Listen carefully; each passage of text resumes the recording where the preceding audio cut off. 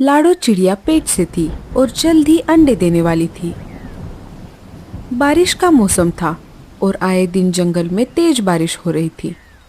बीच बीच में बिजली भी गिर रही थी। लाडो चिड़िया का घोंसला कमजोर था। मेरा घोंसला तो बहुत कमजोर है और ऊपर से बारिश का मौसम। मैं क्या करूं? सब पंछी अपने अपने घोंसले पक्के करने में लगे हैं। मैं किससे मदद मांगू? इस अवस्था में मैं कहीं उड़कर बाहर भी नहीं जा सकती। हे ऊपर वाले, अब बस तेरा सहारा है। तभी कालू कौवा लाडो चिड़िया के घोंसले में आ जाता है। अरे लाडो, तुम आज की सभा में क्यों नहीं आई? मैं जल्दी अंडे देने वाली हूँ कालू भैया, और इस अवस्था में मैं कैसे आ सकती थी? आप बताइए, क्या हुआ आज की सभा में? आज मौसम की जानकारी देने वाले पक्षी भी सभा में शामिल थे और आने वाले दिनों में तेज बारिश के साथ साथ तूफान भी आने वाला है। हे ऊपर वाले, अब मैं क्या करूं? क्या हुआ लाडो, तुम इतनी चिंतित क्यों हो? मुझे मेरे आने वाले बच्चों की चिंता है कालू भैया। मेरा घोंसला तो बहुत कमजोर है कालू भैया। और ये देखो, जगह जगह पर छत से पानी भी टपकता है। अगर तूफान आएगा तो मेरा घोंसला टूट जाएगा। अब आप ही बताइए, मैं क्या करूं? तुम चिंता मत करो लाडो, हम जरूर कुछ ना कुछ उपाय करेंगे। इतना बोलकर कालू कौवा वहां से चला जाता है। जैसा कि मौसम के जानकार पक्षियों ने कहा था, अगले ही दिन से जोरदार बारिश शुरू हो गई। अरे बाप रे, अब मैं क्या करूं? बारिश तो बहुत तेज है। तभी लाडो चिड़िया का घोंसला हिलने लगता है। लगता है मेरा घोंसला अब गिरने वाला है। मुझे यहाँ से निकलना होगा, नहीं तो मैं मुसीबत में आ सकती हूँ। लाडो चिड़िया घोंसले से उड़ जाती है। बाहर आते ही लाडो चिड़िया का घोंसला नीचे गिर जाता है। अरे बाप रे, अच्छा हुआ मैं जल्दी से बाहर आ गई, नहीं तो मैं घोंसले के साथ साथ नीचे गिर जाती। हे ऊपर वाले, अब मैं कहाँ पर जाऊँ?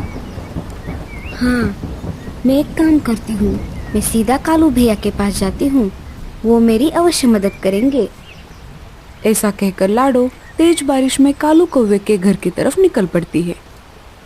उड़ते उड़ते लाडो कालू कौवे के घर के पास आ जाती है।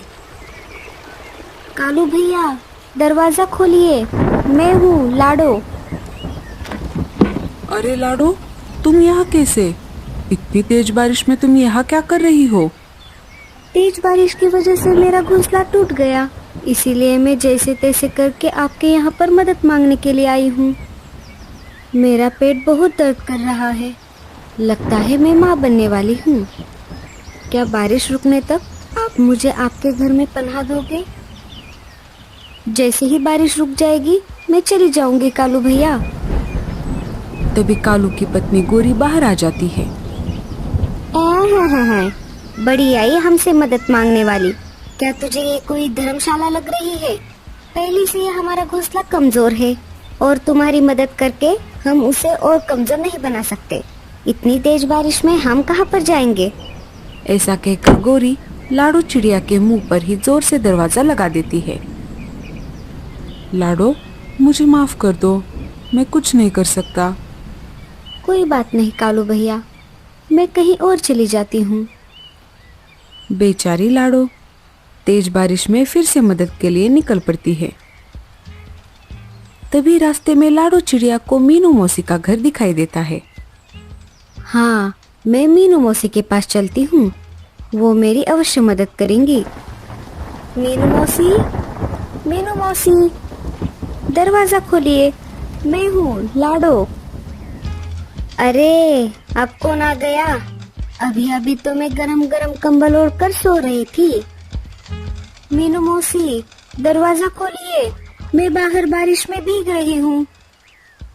हाँ हाँ, आ रही हूँ, रुको। मीनू मौसी ने दरवाजा खोल दिया। अरे लाडो, इतनी तेज बारिश में तुम यहाँ क्या कर रही हो? अरे मौसी, मेरे पेट में बहुत दर्द कर रहा है। मैं माँ बनने वाली हूँ ना, और इस तेज बारिश के कारण मेरा घोंसला नीचे गिर गया। क्या थोड़े दिनों के लिए आप मुझे आपके घर में पनाह दे सकती हो? मीनू मौसी मन ही मन सोचने लगती है। अगर मैंने इसे अंदर आने दिया तो ये इसके बच्चे बड़े होने तक यहीं पर रहेगी और मुझे इसका ख्याल रखना होगा। और मौसम के जानकार पक्षियों ने भी कहा था कि बारिश 4-5 दिन नहीं रुकने वाली। तब तक मुझे इसे और इसके बच्चों को भी अनाज खिलाना होगा। घर में तो सिर्फ थोड़ा ही अनाज बाकी है।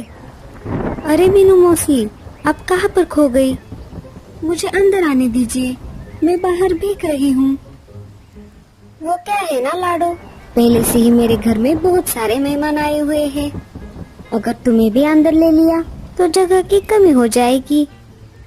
अगर तुम्हें अंदर ले लिया तो मुझे ही बाहर रहना पड़ेगा। तुम एक काम करो लाडो, तुम कोई और दूसरा घर देख लो। ऐसा कहकर मीनू मौसी घर का दरवाजा बंद कर देती है। अरे वाह मीनू, बातें बनाना तो कोई तुमसे सीखे। चलो, इस लाडो से तो मेरी जान छूट गई। अब मैं आराम से कंबल ओढ़ कर सो जाती हूँ। अब मैं क्या करूँ? मेरे बच्चों, तुम चिंता मत करो, मैं तुम्हें कुछ नहीं होने दूंगी। लाडो चिड़िया वहाँ से उड़कर उल्लू पंछी के पास आ जाती है और घर का दरवाजा खटखटाती है। उल्लू चाचा, दरवाजा खोलिए, मैं हूँ लाडो।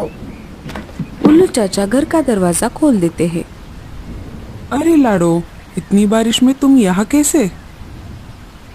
लाडो चिड़िया उल्लू चाचा को सारी बातें बता देती है। मुझे माफ कर दो लाडो, मेरे घर पर चिल रहने को आया है और मेरा घर भी छोटा है, तुम कोई और घर देखो। अरे बेवकूफ, हाथ आया हुआ शिकार तुमने ऐसे कैसे जाने दिया? इतनी तेज बारिश में हमारी अच्छी दावत होती। अरे वो पेट से थी, जरा उसका लिहाज तो रखो। हट जाओ, अब मैं ही मेरे खाने का इंतजाम करता हूँ। अब मैं क्या करूँ, कहाँ पर जाऊँ? मेरा पेट तो अब बहुत ही ज्यादा दर्द कर रहा है। लाडो चिड़िया रोने लगती है। तभी उसे गूंगा मौसी की याद आती है। जैसे तैसे करके थकी हारी लाडो गूंगा मौसी के घर आ जाती है और घर का दरवाजा खटखटाती है। गूंगा मौसी, दरवाजा खोलिए, मैं हूँ लाडो। गूंगा मौसी धीरे धीरे घर का दरवाजा खोल देती है। अरे लाडो, इतनी तेज बारिश में तुम बाहर क्या कर रही हो? जल्दी से अंदर आ जाओ, नहीं तो तुम्हें बुखार हो जाएगा। लाडो चिड़िया अंदर आ जाती है। क्या हुआ लाडो, अचानक यहाँ कैसे? क्या बताऊँ गूंगा मौसी, मैं अब माँ बनने वाली हूँ ना। आज तो बहुत तेज बारिश है, इसी में मेरा घोंसला टूट गया। पहले मैं मदद मांगने के लिए कालू भैया के घर गई थी, पर आपको तो पता है उनका घोंसला तो बहुत कमजोर है। फिर मैं मीनू मौसी के घर चली गई, उनके पास भी मेहमान आए हुए थे और उल्लू चाचा के घर तो चिल रहने को आया था। मुझे कुछ समझ नहीं आ रहा था मैं कहाँ पर जाऊँ। तभी मुझे आपकी याद आ गई और जैसे तैसे करके मैं तेज बारिश में आपके पास आ गई। मेरा पेट बहुत दर्द कर रहा है, शायद मैं आज ही माँ बनने वाली हूँ। चील लाडो का पीछा करते करते उसके पास आ गया। अरे, लगता है ये चिड़िया इस मशरूम के घर में गई है। इसे तोड़ना बहुत मुश्किल है। मैं इसके बाहर आने तक इंतजार करता हूँ। जब ये बाहर आ जाएगी मैं इसे आराम से खाऊंगा। लाडो, तुम चिंता मत करो, अब तुम आराम से तुम्हारे अंडे यहाँ पर दे सकती हो। गूंगा मौसी लाडो का बहुत ख्याल रखती है। उसी दिन रात को लाडो चिड़िया अंडे दे देती है। आखिर ये चिड़िया बाहर क्यों नहीं आती?